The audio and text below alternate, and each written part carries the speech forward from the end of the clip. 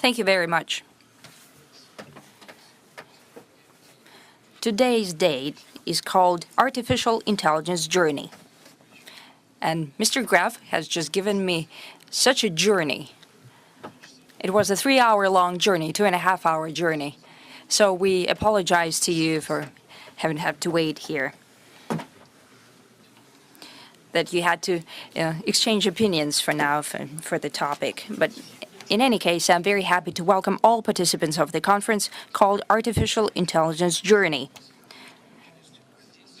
That is organized here at the Sber HQ, as well as I would like to welcome many millions of citizens of different countries, our great online audience. As per tradition, I'll share with you what Russia is doing. I'll tell you about our new steps in the creation and application of cutting-edge technologies, also as part of international cooperation. However, since the conference is the 10th conference, it's an anniversary, I would like to thank the Sber chairman of the board, Herman Graf, as well as the Russian Artificial Intelligence Alliance. Thank you for your resilience in the promotion of the values of progress. Thank you for your efforts to bring together the capacity of the state, businesses, and science, rallying around the tasks of technological development. And technological development, as I have said many times, requires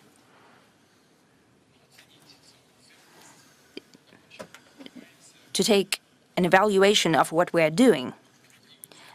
We also need to move forward, constantly move forward. Having achieved a certain result, not to stop at that, but to bring our joint work to a qualitatively new level, in order not to fall behind the speed and a tremendous scale of changes. During the previous conferences, we have spoken in depth about the generative AI, about language models trained at vast data sets, including texts and images. Even 2 years ago, such systems could only perform rather simple tasks, and today, using generative artificial intelligence, they're already creating intellectual assistants, the so-called AI agents, as well as unmanned transportation and robots. It's important that they are acting not according to strict and predetermined algorithms, but they're becoming increasingly autonomous in making decisions without intervention of the human. And those who already have such products and apply them receives a tremendous advantage in the efficiency and labor efficiency. It is apparent that generative AI technology is becoming essential and strategic. Possession of proprietary foundation language models is sought after not only by major companies but also by leading states. The development of artificial intelligence is evaluated to be possibly one of the largest technological projects in history. At the same time, the mainstream investment is flowing towards the increased computation capacity, as well as building additional gigawatts of capacity that has the decisive role for the reliable work of the whole growing digital infrastructure.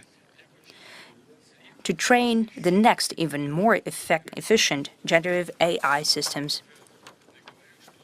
I have already mentioned before that during this decade, the consumption of electricity by data centers will more than triple.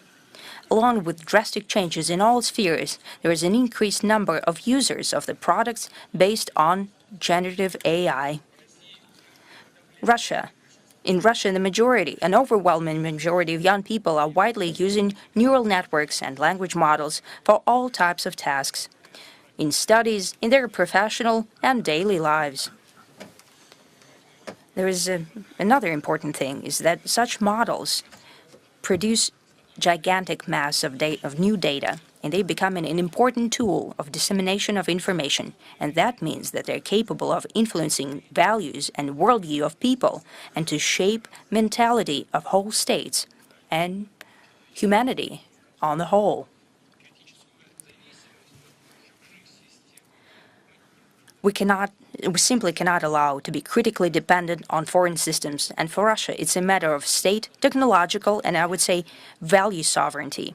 Therefore, our country should have a comprehensive array of our own technologies and products in generative AI. Primarily, these are national language models, both foundation and small models, for specific sectors. The whole spectrum of such models should be trained and fully controlled by Russian specialists. And I'd like to highlight at all stages, including the testing of the end product. Working on such complex systems should become an important catalyst for strengthening the Russian engineering school in this very important sphere. We should have unique competences across the whole cycle of fundamental foundation language models, starting with their training and creation and ending with adaptation for the needs of specific industries. That is the path pursued by the countries who are trying to ensure their leadership and independence, their sovereignty in this sphere. Number two, it's a basic dimension. That's the whole infrastructure for the development and introduction of such national products, meaning electronic components, data processing centers, and computation capacity, coupled with stable power supply. The tasks that I'm talking about right now are difficult and demanding. We are fully aware of that, and will solve them in partnership with domestic companies. I'd like to note here that products by Sber and Yandex are ranking among top in the world. And during the upcoming presidential hotline, slated for the end of the year, we'll again use GigaChat. This is a language model by Sber, and it has already proven its efficiency during the analysis and systematization of tremendous mass of calls by the citizens. It bears repeating that it's important not only to simply have the homegrown technologies, it's important to ensure their wide practical application and to ensure mass introduction in industry, in transportation, healthcare, public governance, and other sectors. And I would like to go into more detail on this topic. National strategy for AI development states as a goal is that the total input of this most important technology in the GDP of the country by 2030 should exceed 11 trillion rubles. To follow up on this goal, I'd like to ask the government and heads of regions to draft a national plan of introducing generative AI at the level of the whole country, as well as in the breakdown for sectors and regions of the Russian Federation. Today, with the chairman of the government in the morning, we've discussed this topic and we have spoken about it. He reminded me that the government has already created a think tank, an analytical center that works in this regard. 50 people are working in that team.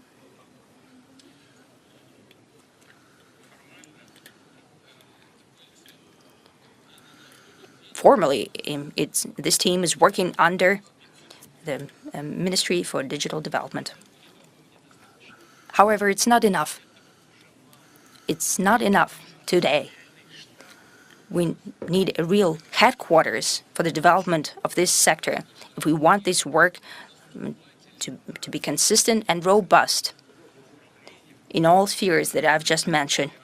I mean, sectoral industries and regions in the ministries and agencies.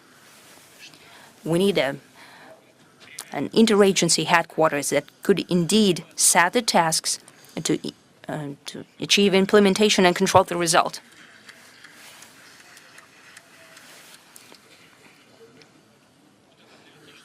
Such an analytical group is good.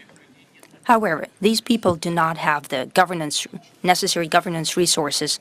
That's what's missing.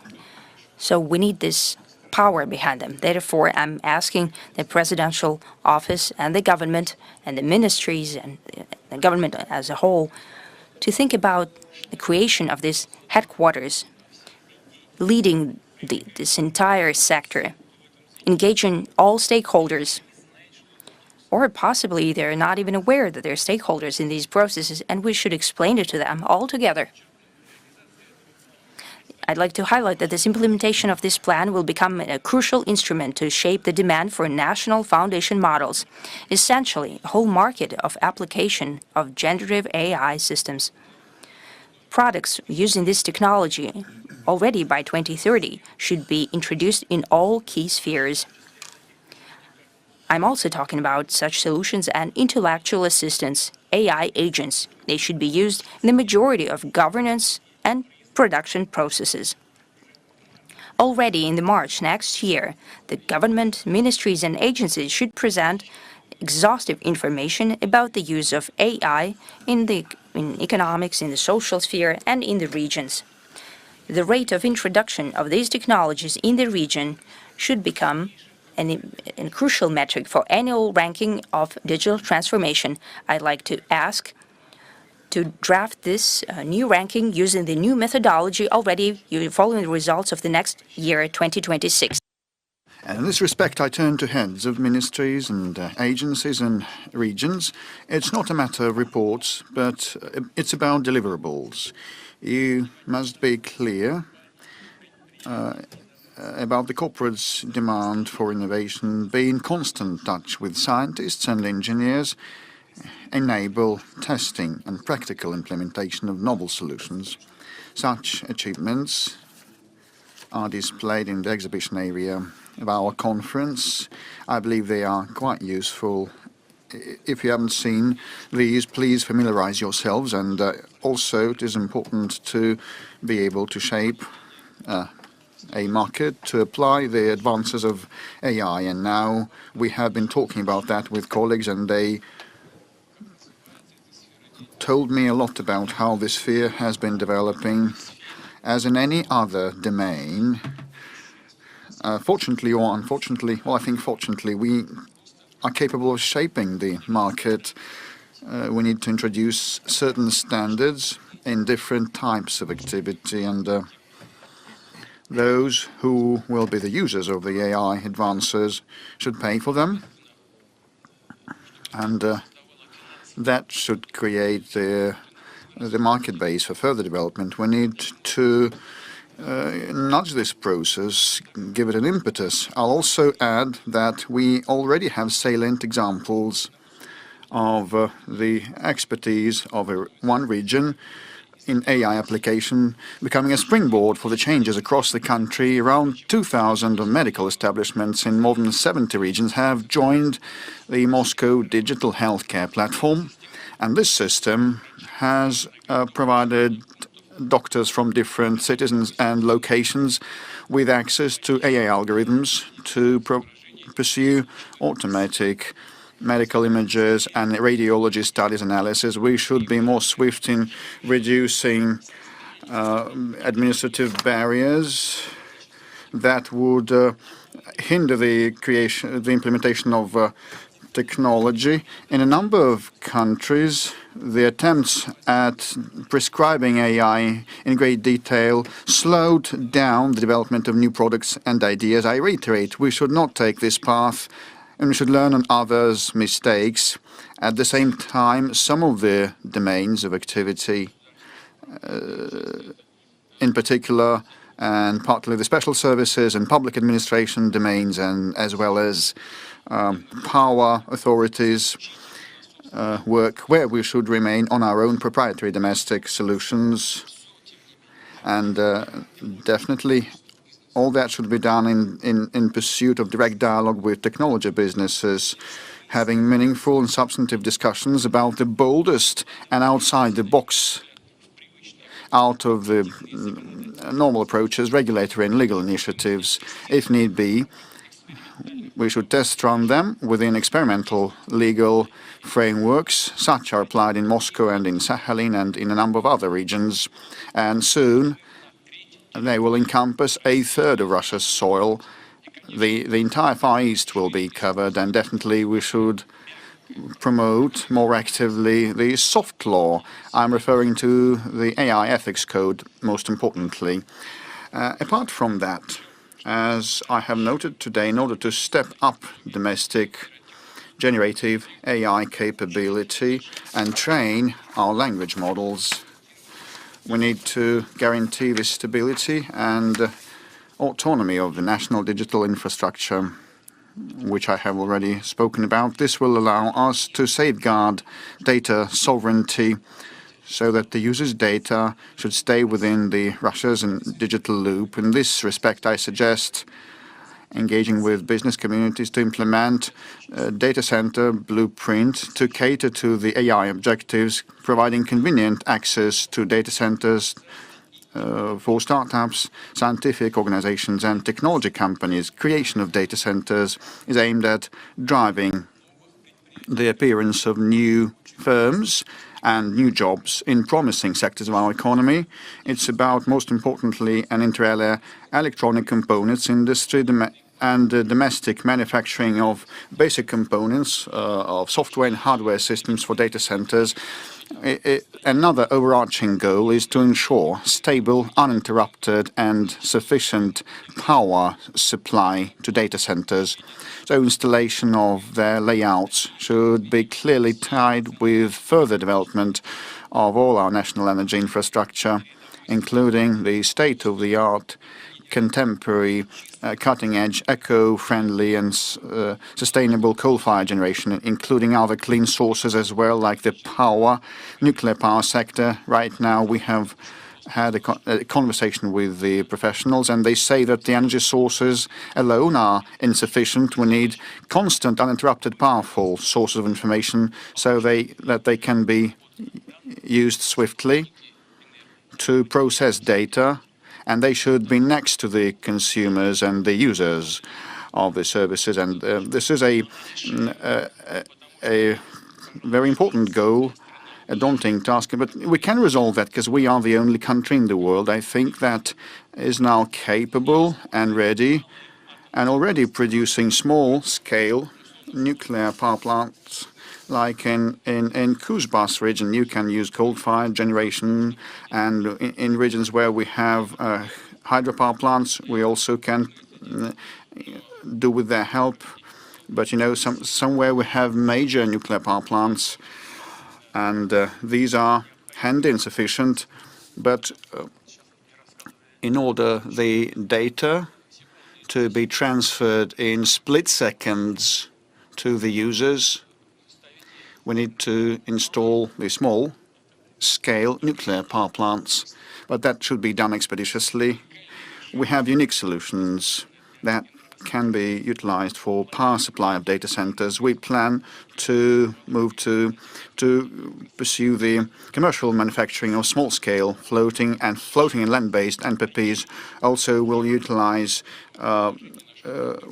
major power plants to feed the data centers, and we're ready to offer our partners overseas such packages, comprehensive packages. With respect to our plans for future, in less than 2 decades, we plan to build 38 nuclear power units in the Urals, Siberia, and the Far East, and that will equal the current capacity of nuclear generation. The growing capability of domestic nuclear power will allow us to consistently expand the computing capacity for the AI. Dear friends, I will separately dwell on the international cooperation of ours. We will be building a joint framework in AI with our partners, working basing on the bilateral agreements and in integration groups such as the Eurasian Economic Union, BRICS, and SCO, and other formats.